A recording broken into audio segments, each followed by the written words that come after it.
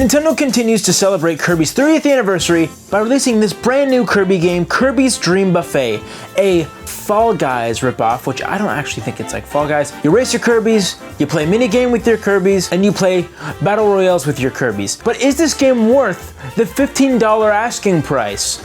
Well, I hope you can spare $15 because I'm going to tell you why Kirby's Dream Buffet is worth it. But how is the game, and is it good? The whole point is to collect the most strawberries. Kirby's Dream Buffet is one of the best momentum physics games on the Switch, in my opinion beating Fall Guys. But yes, we got three main modes: racing, mini games, and battle royale. In racing, there's different paths to take, and obstacles and enemies blocking the way. Depending on which route you take can determine the amount of strawberries you collect during the race. The first one to complete the race gets a strawberry bonus of 50, 20, or 10. This also varies on what difficulty you play. In mini game matches, there's, well, mini games, and this could vary from several different mini games like catching falling strawberries, or defeating enemies to get strawberries, or breaking boxes to get strawberries. Once you complete the mini game objective, you can get more strawberries, which I will end up saying a lot because yes, you're just getting strawberries. Then there's battle royales. It's a free-for-all against 4 Kirbys, and this is where things can flip on you fast. You might start the match in first place,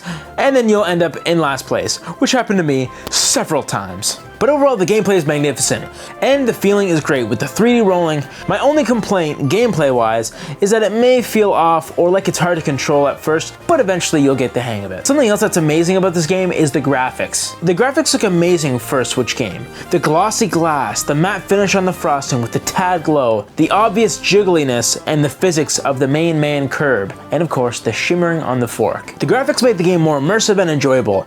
Personally, I wish the game had a smooth 60 frames per second instead of 30. It would feel so much better if it was 60 frames per second. I don't know if it's just a stylistic thing or if it's a hardware limitation thing, because pretty much every Kirby game on Switch runs at 30 frames per second and not 60. But these games have a smooth 60 frames per second menu when loading screens. I prefer less graphically but a higher frame rate. And speaking of frame rate, this game can be very shaky online. If one of the 4 players you play with doesn't have a good connection, you find there's so much frame dipping.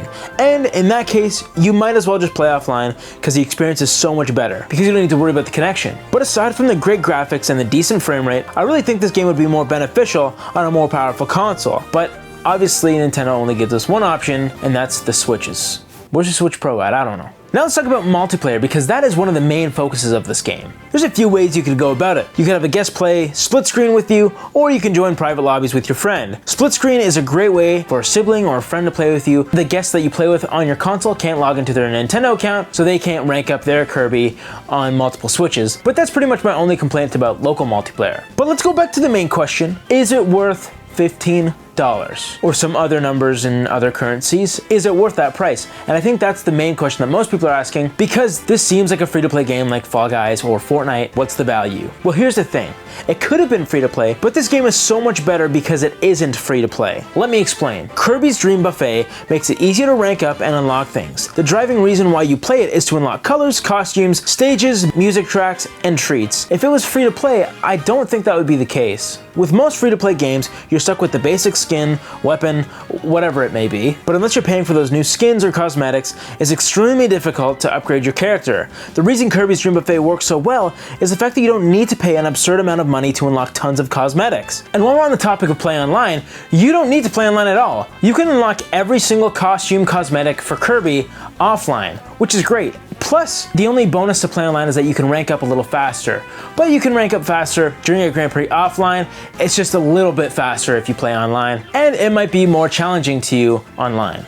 So I'm happy they made this a paid game. The last thing I want from a first-party Nintendo game is unnecessary microtransactions, especially if it feels like I need to pay to proceed in the game or pay to win. So I'm happy I don't need to make any microtransactions. So if you are considering not getting it because it's $15 and you feel like it should be free to play, I want to tilt you in the other way, because I definitely think that you should be paying for it and that it's not a free-to-play game and it shouldn't be a free-to-play game. Tell me what you think about this. Do you think it should be free to play, or are you happy that it's not free to play? Let me know in the comments. If you want to see more Kirby videos, you can click this playlist here and make sure you subscribe by clicking here. I hope to see you in the next one. See you later.